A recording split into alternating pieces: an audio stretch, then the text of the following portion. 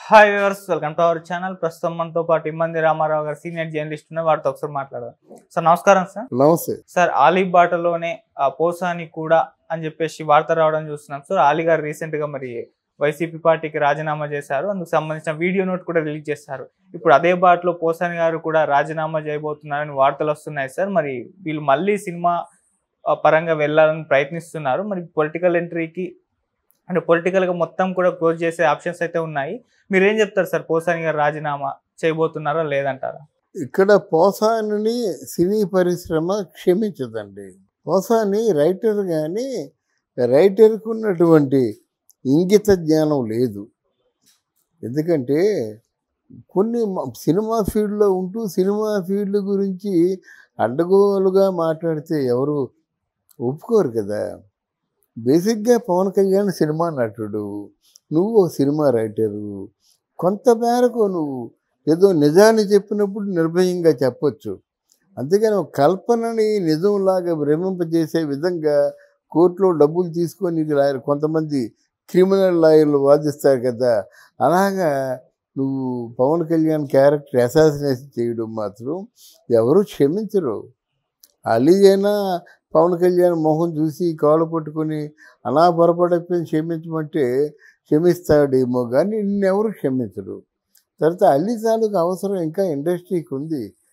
కమెడీనిగా almost all Brahmanandam తర్వాత ఆయనే. ఇప్పుడు బ్రహ్మానందం కంటే ఎక్కువ సినిమాల్లో చేస్తున్నాడు. అలీ లౌక్యుడు, ఎవరిని నొప్పించడు. నువ్వు అలా కాదు కదా, ప్రాణాలు తీసుకునే స్థాయిలో మాట్లాడతావు. పవన్ కళ్యాణ్కి 4 పిల్లలు, 5వ పిల్లానికి కడుపు అంటావు. ఇక్కడ ఎక్కడున్నారు 4 పిల్లలు? అంటే నువ్వు అన్నావని చెప్పేసి ఇదేదో కొంచెం అథారిటీగా ఉందని చెప్పేసి జగన్మోహన్ రెడ్డి పవన్ కళ్యాణ్ 4 పిల్లలని అభాస్పాలైపోయాడు. ఇలా ఉంటాయన్నమాట. అపభ్రంశపు మాటలు మాట్లాడి మొత్తం మీ పార్టీని నామరూపాల కంటే లేకుండా చేసేసామన్నమాట. ఈ వైఎస్ఆర్ పార్టీ తన చరిత్రలో పెద్ద చీడపురుగు పోసాని కృష్ణమురళి. అసలు జగన్మోహన్ రెడ్డి ఇంత నాశనం అయిపోవడానికి కారణం ప్రధాన వ్యక్తుల్లో ఈయనొకడు. ఏమిటి ఆ చొక్కా ఎగరేసుకొని మాట్లాడడం? మరి నువ్వు అన్నావు కదా జగన్మోహన్ రెడ్డి బ్రహ్మాండం గెలుస్తాడని, మొత్తం స్వీప్ చేస్తాడన్నా కదా, మరి ఎందుకు గెలవలేకపోయావు? ఎందుకు? రైటర్ అనేవాడు విజువలైజ్ చేసుకుంటాడు కదా. అంత సన్నాసి రైటర్వా నువ్వు? నీకు మాత్రం విజువలైజ్ చేసుకునే శక్తి లేదా? జనం తిడుతున్నారయ్యా, ఆడవాళ్ళు తిడుతున్నారయ్యా. నువ్వు బయట కనిపించినట్టు నీ రెక్కకు రెక్క ముక్కకు ముక్క తీసి బయట పారేస్తారు. అటువంటి కోపంతో ఉన్నారన్నమాట. మళ్ళీ ఇక నువ్వు రైటర్గా కొనసాగుతావా? నువ్వు ఎవరు రాని ఇప్పుడు పవన్ కళ్యాణ్ అక్కడ ఉప ముఖ్యమంత్రిగా ఉంటుండగా కందులు దుర్గేష్ సినిమాటోగ్రఫీ మంత్రి జనసేన పార్టీకి చెందినవాడు ఉంటుండగా నువ్వు సినిమా పరిశ్రమలో ఏమైనా చేయగలవా? చేయనిస్తారా? అంత బుద్ధిహీనుడువా నువ్వు? అయిపోయింది నీ చాప్టర్ క్లోజ్ అంతే. మందు తాగే అలవాటు ఉంటే మందు తాగడం, అమ్మాయిల దగ్గరికి వెళ్ళి అలవాటు ఉంటే అమ్మాయిల దగ్గరికి వెళ్ళడం ఓపుకుంటే తలుపులు వేసుకొని పడుకోవడం తప్ప నీ జీవితాన్ని నువ్వే నాశనం చేసుకున్నావు. అసలు ఇండస్ట్రీలో ముందు ఒక విధంగా స్టార్ రైటర్ పోసానే. అందరూ 1000 తీసుకున్నప్పుడు ఈయన లక్షలు తీసుకున్నాడు. దాన్ని డెవలప్ చేసుకుంటే ఎలా ఉండేది? మధ్యలో ఆశ పుట్టింది, అమ్మాయిల మీద ఆశ. అలాగే అనుకోవాలి. ఆయన చెప్పిన ప్రకారంగా సినిమాల్లో యాక్ట్ చేస్తుంటే అమ్మాయిలు ఉంటారని సినిమా యాక్టర్గా మొదలుపెట్టాడు. వేషాలు వేశాడు. కొన్ని వేషాల్లో మంచి పేరే వచ్చాయి. ఇంకా ఆశ మొదలయ్యింది. దీనితో రాజకీయాల్లో కూడా మనకి ఏ రాజ్యపు సభ కొట్టేసినట్టయితే వస్తాయి కోట్ల అనుకున్నాడు. అత్యాశతో మన ఈయన జగన్మోహన్ రెడ్డికి ఒక అభయహాసం ఇచ్చాడు. నీకెందుకు? వాళ్ళు ఇక్కడి నుంచి పారిపోయేలాగా పార్టీ ఎత్తేసుకునేలా చేస్తా నేను, ఇక ముందు జనసేన పార్టీ ఉండదని చెప్పాడు అన్నమాట. చివరకు ఒక కన్ను పోవాలని నువ్వు కోరుకుంటే నీ 2 కళ్ళు పోవాలని భగవంతుడు జీవిస్తాడు. కానీ నీ 2 కళ్ళు పోయాయి, నీ కెరీర్ పోయింది, సమాజంలో నీకు స్థానం కూడా పోయింది. అది తెలుసుకో. సార్ ఇప్పుడు అంటే పోసాని గారికి ఏమో కానీ ఆలీ గారికి అయితే ఆప్షన్స్ ఉన్నాయి సినిమాల్లో కూడా. ఆయన మళ్ళీ కంబ్యాక్ ఇవ్వచ్చు అని చాలా మంది అభిప్రాయం. మరి పోసాని గారికి కూడా సినిమా ఇండస్ట్రీలో ఛాన్సెస్ దొరుకుతాయంటారా? ఆలీ గారికి పరిస్థితి ఏంటి సార్?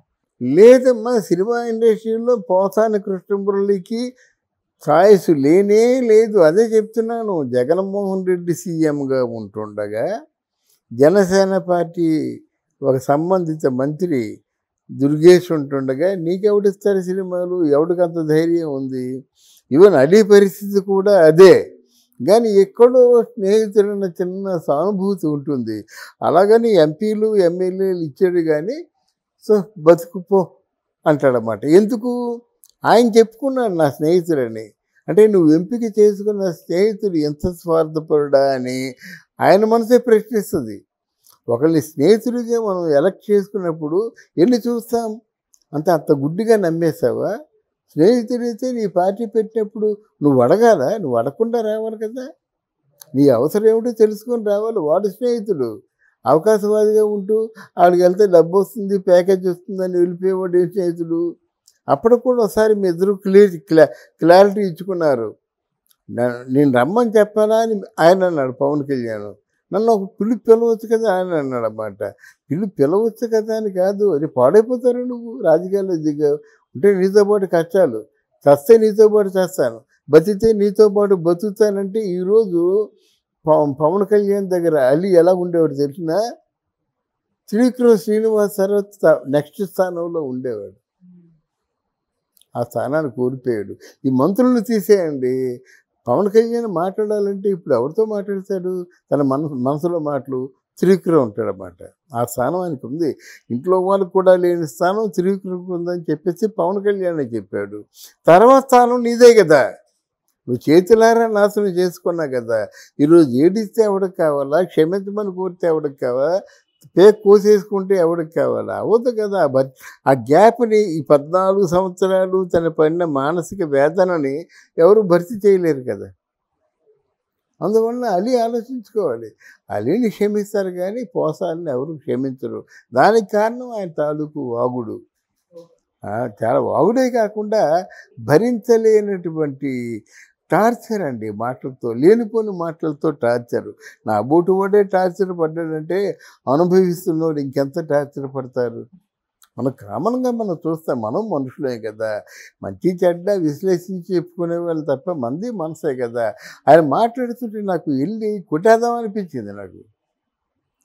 అంత నీచుడు నికృష్టుడు. పైగా చదువు సంచలు లేవా, ఎంఏ చేశాడు, విద్యాగంధం ఉంది. ఇంత నీచంగా మాట్లాడతాడా? డబ్బుల కోసం చంపిమంటే చంపేస్తాడా? నువ్వు చంపినంత పని చేశావు కదా. ఇప్పుడు నువ్వు ఆత్మవంచన చేసుకొని వాళ్ళ ఆత్మని హింసించావు కదా అంటాను. ఆ ప్రశ్నకి సమాధానం చెప్పానంటే ఆయన్ని, ఎలాగున్నా నీ జీవితాన్ని ఎలా మార్చుకున్నావు? డబ్బు నీ వెంట రాదా పిచ్చోడా? డబ్బు నీ వెంట రాదు. నువ్వు చేసే మంచి నీ వెంట వస్తుంది. నువ్వేమైనా మంచి చేసావా? ఈ 4 అంతస్తులు నేను కాపాడుతాయా? కట్టుకుంటే కాపాడవు. నీ వెనక నువ్వేం మంచి చేస్తే అదే కాపాడుతుంది. ఏం చెడ్డ చేస్తే అదే తరుముకుంటూ వస్తుంది. దానికి సమాధానం చెప్పుకోవాలా, మూల్యం చెల్లించుకోవాలి.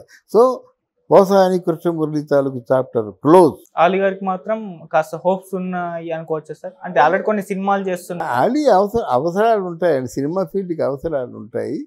ఈయనకి కూడా సాఫ్ట్ కార్నర్ ఉంది కదా. అలాగే మళ్ళీ సాఫ్ట్ కార్నర్ ఉందని మళ్ళీ ఏదో నామినేటెడ్ పోస్ట్ ఇవ్వడం అలా చేయడు. అలా చేస్తే మనం నెగ్గదీస్తాం. పవన్ కళ్యాణ్ ఏమైనా నీ పార్టీలో 14 సంవత్సరాలు బట్టి వీర మహిళలందరూ నెత్తురోడ్చి కష్టపడితే వాళ్ళకి ఏమి ఇచ్చావని నేనే అడుగుతా. మనం వెళ్ళి ఎప్పుడైనా ఆయన దగ్గరికి వెళ్ళి ఎలాగంటే భయం. కానీ ఇక్కడి నుంచి మనం మంచి చెట్లు విచారించుకొని సరిగ్గా విశ్లేషించుకుంటే మాట వినవలసిందే వాళ్ళు. అంతే కదా. 14 సంవత్సరాలుగా జనసేన వాళ్ళు కాచుకొని కూర్చున్నారండి. మీరు ఏ పదవులు ఇచ్చినా, మీరు ఏ మంచి చేసినా, ఎవరిని వాలంటీర్లుగా పెట్టుకున్నా వాళ్ళని పెట్టండి, వాళ్ళని కాపాడండి, వాళ్ళ ఇళ్లలో దీపాలు వెలిగించాలని జనసేన అధినేత